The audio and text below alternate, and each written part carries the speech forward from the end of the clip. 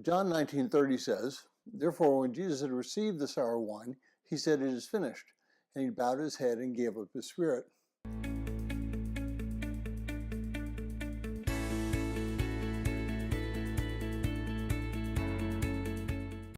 Well, if you're joining us in reading through this 60-day reading plan, today's reading is John 19:1 through 30. I encourage you to read that passage. Well, I'd like to spend just a few minutes thinking about what Jesus said on the cross. What was finished when Jesus said, "It is finished"? Was Jesus saying that he was about to die, or is there something more to it? Well, in Hebrews 2:9 through 15, we read that Jesus suffered death so that we might not suffer it. He suffered death so that death might be defeated, and he suffered death so that we might be released from our fear and slavery of death. Since Adam and Eve sinned, we as human beings have suffered through death.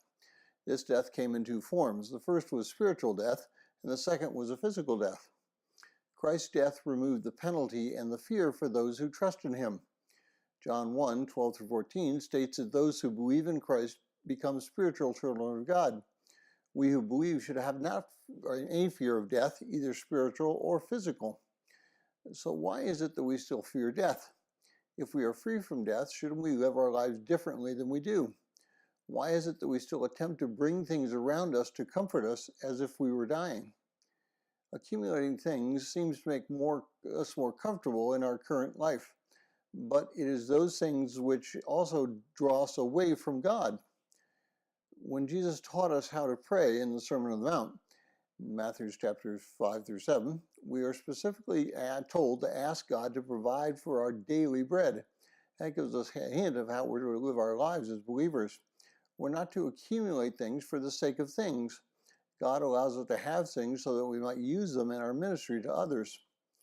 We cannot take our things with us. We can only give them away so that others may come to a knowledge of him.